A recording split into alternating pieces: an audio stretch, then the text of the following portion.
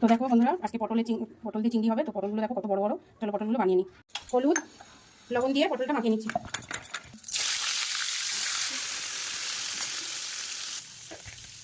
তো পটলটা একটু হালকা করে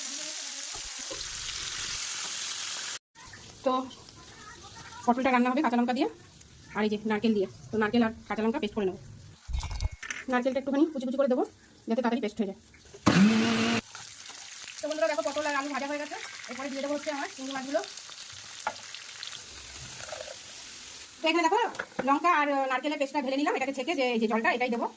এবার বেটে নেবো সর্ষে, সাদা সর্ষে কিছুটা, কালো সর্ষে কিছুটা, টমেটো।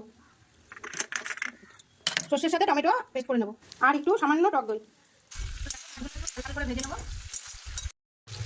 তো চিংড়ি মাছ ভাজা হয়ে গেছে, ওর ভিতরে দিয়ে দিলাম নারকেলের দুধ আর লঙ্কা বাটা, সানরাইজ হলদি পাউডার দিলেই একদম আচ্ছা।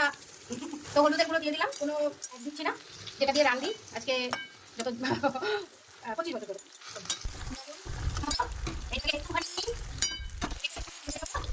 করে নিলাম সর্ষে, টমেটো, দই। তো এবার এটাকে ছেঁকে নেবো। তো এবার দেখো দেখতে পাচ্ছ নারকেল শুকিয়ে গেছে, নারকেলের দুধ আর কাঁচা লঙ্কা দিয়ে এবার দিয়ে দিলাম সর্ষে, টমেটো আর দই বাটা পেস্ট।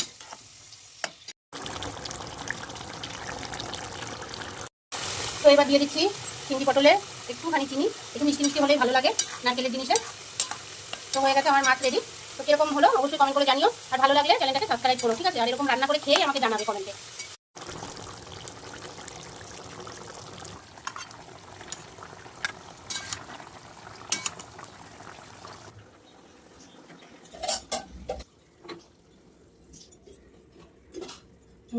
এখানে আছে আমডাল, উচ্ছে ভাতে, মাটন।